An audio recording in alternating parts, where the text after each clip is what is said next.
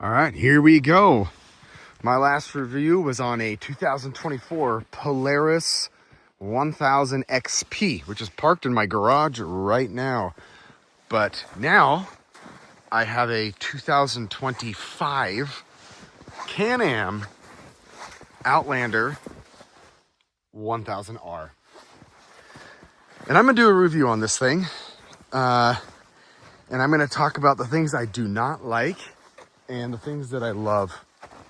I think I'm just gonna start out with the things I don't like. And buckle down because it's a long list. Sadly, it is a very long list. I'm just kidding. There's not one thing that I do not like about this machine. I love everything about it. Okay, maybe if there was the... Okay, hold on, I lied just now. Maybe I don't like the tires. But I'm a tire guy. I like changing tires out like the moment I get a machine. But I'm not going to change the tires out yet until maybe the spring. Oh, okay, well, shoot. Maybe there are a couple things. The winch. Come on, stop being a cable. Like, that just ticks me off. Just go to a synthetic line, man. I mean, come on. Okay, I think that's it, though. That's all. That's all the bad stuff. The tires, they're okay, whatever. The cable winch. Okay. Everything else, though, I'm telling you, like, I'm super nervous buying brand new year models. So for all you guys who are like, can't believe you'd buy the first year. Like, I get it. Listen, I get it. I know. But I did it anyway. So sorry, too late. I can't return it now because I bought it. But I got 200 miles on this thing. And the main reasons I got it is I want to stop buying four-wheelers for a while. So I was like, all right, this is going to be my last hurrah, really, for a long time. I want to get something I really want. And this is it. 101 horsepower. And you can feel it. You can feel the 101 horsepower. I owned a 2023 Outlander Max 1000R, the 91 horsepower. I mean, it rips. I have a 2024 Can-Am Renegade 1000R XXC, chipped and exhaust, and all that stuff. It rips. This thing rips in a different way. The engagement, the throttle engagement on sport mode is, geez, I would say I would compare it more to a linear throttle like the Polaris 1000, the XP 1000. This definitely has way more punch than the Polaris 1000, but it has less of a wheelie factor feeling than the Gen 2 Can-Am 1000s. But that's actually not a bad thing. It's I don't mind it in any way because you still feel like that incredible boost of power. It's just delivered prettier.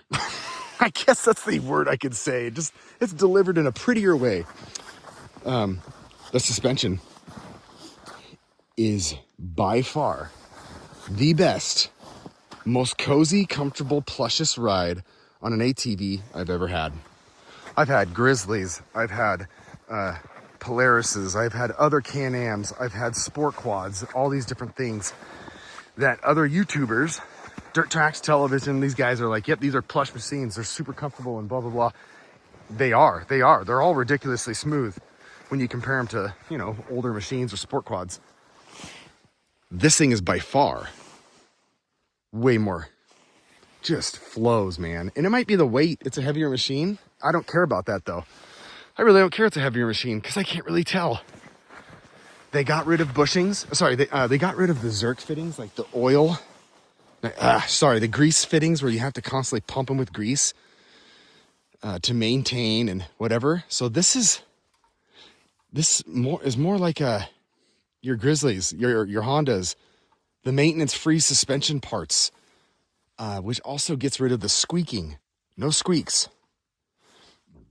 We'll see. Maybe there will be in the future. I don't know, but I don't think there's going to be squeaks because it's super tight. The exhaust, I love how it comes out the center right there.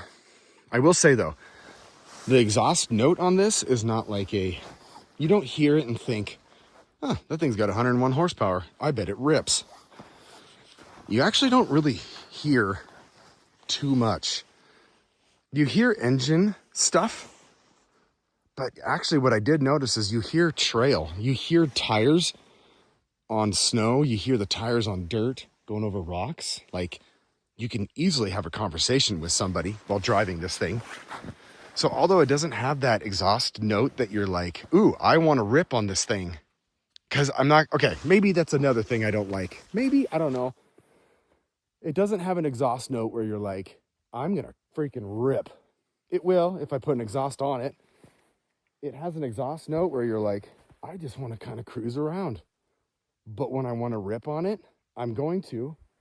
It's like a sleeper. It's almost like a sleeper. It's like no one knows that it's just going to tear the trail to pieces until it does, because it doesn't sound like it could. But I can't decide if I don't like that or if I like it. I'm on the middle with that, maybe. Maybe I don't like some of the things. Okay, the seating position. Fantastic. Oh, I love the seat. I love the seat on this thing. The position's perfect. I mean, oh, it's squishy. Handlebars are perfect height. I was thinking I'm going to put risers on it. Literally, you just take this off and put some spacers. I don't think I will. I don't think it needs it. I don't think it needs it at all. Here, I'll turn it on real quick so you can kind of hear it. The headlights work fantastic. Actually, the high beams are awesome.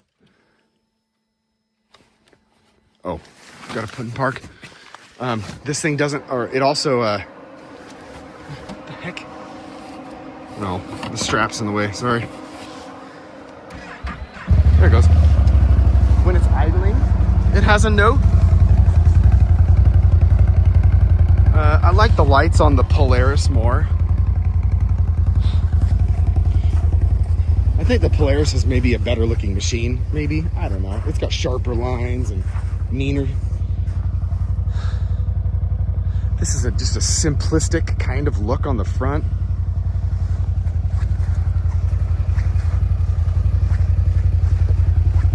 It's still a good looking machine. But when it comes to absolutely everything else, it is more powerful than the Polaris, plusher than the Polaris, handles better than the Polaris, less body roll than the Polaris.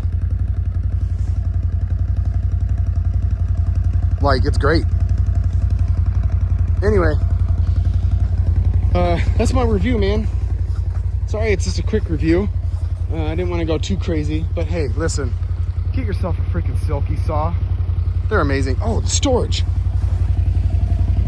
Awesome storage. Yes, you need two hands to open it. I don't freaking care. That doesn't bother me. This is a super deep storage, and this one too.